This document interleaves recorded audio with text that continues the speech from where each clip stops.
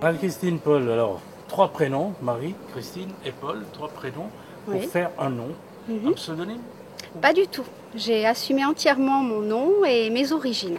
Donc pas de pseudonyme. Alors, j'ai lu quelque part que vous aviez des origines qui venaient plutôt du sud-ouest.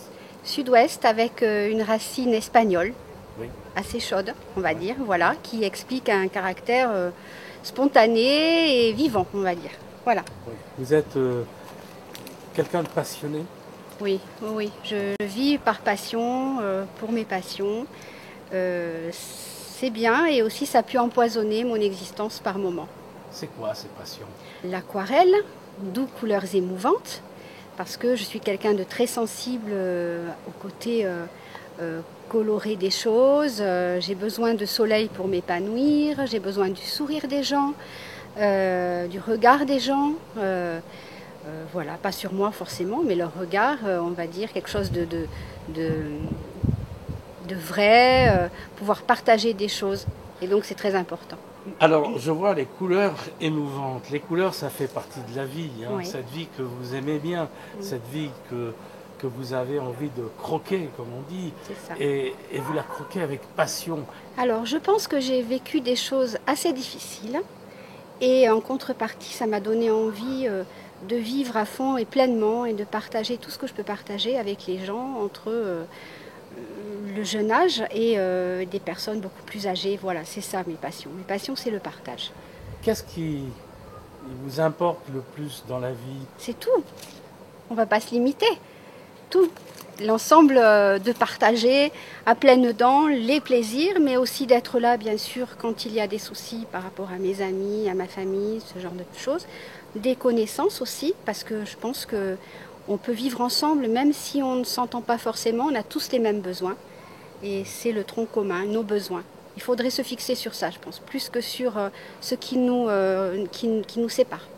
Est-ce que c'est facile, justement, de mettre ça en application dans le monde actuel, dans le monde où on se donne difficilement la main? Alors, je pense que pour moi, ça m'a coûté une vie tranquille,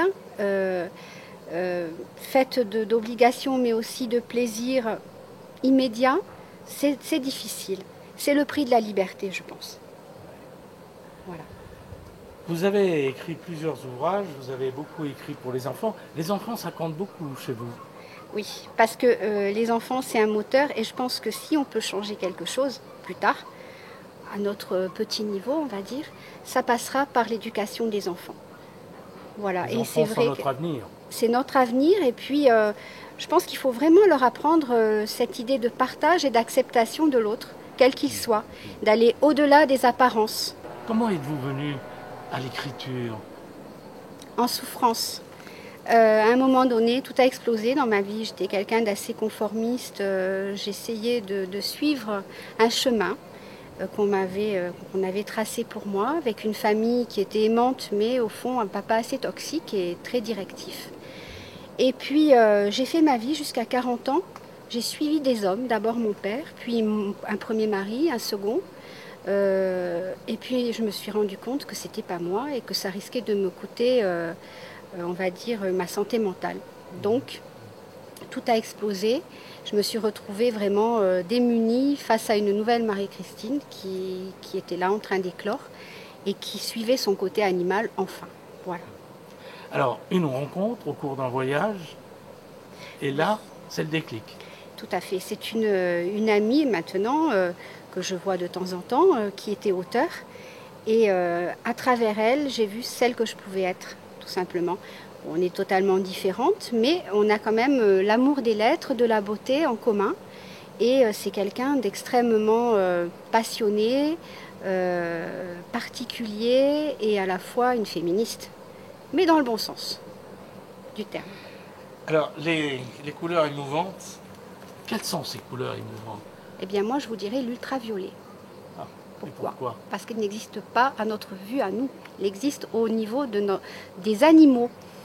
Et justement, ce que je veux mettre en valeur dans mon expérience, c'est le côté justement animal, qui nous permet d'évoluer, qui nous amène cette pulsion qui va nous projeter un petit peu dans tous les sens, d'où l'éducation après, qui fait que ça peut canaliser, mais comment canaliser les choses de manière à ce que nous ne soyons pas trop en dehors de nous-mêmes, en dehors de notre vraie nature, on va dire, d'animal.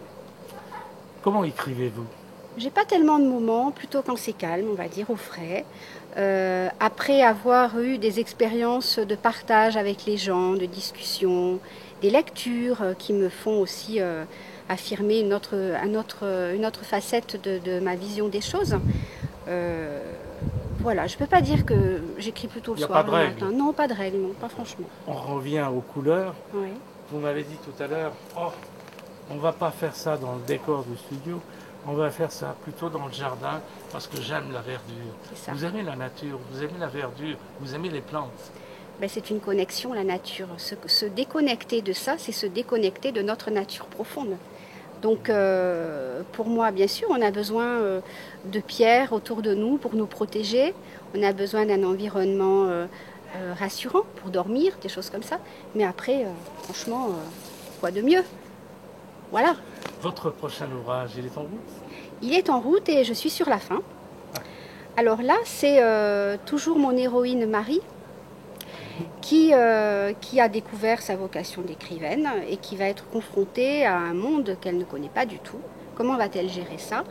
Tout en essayant de conserver son moi profond, rester elle-même avec ses valeurs enfantines parfois, et garder les gens qu'elle aime autour d'elle sans les blesser.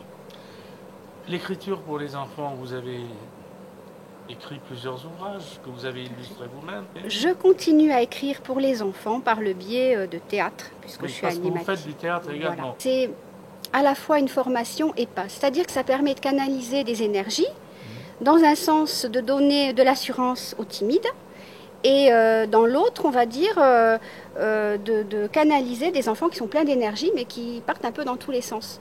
Mais après, c'est des scénettes que j'adapte à chaque cas, on va dire. C'est pas tellement du théâtre classique.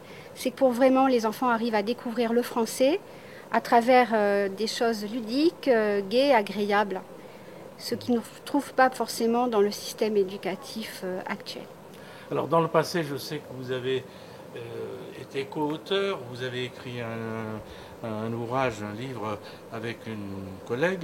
J'aime partager, donc pourquoi pas continuer d'autres collaborations. Ce livre, c'était une partie de ma vie qui a été sympathique, qui m'a révélé certains aspects que je ne connaissais pas. J'ai beaucoup collaboré par le passé et je continuerai, je pense, dans le futur. Mais ça, c'est une question de rencontre.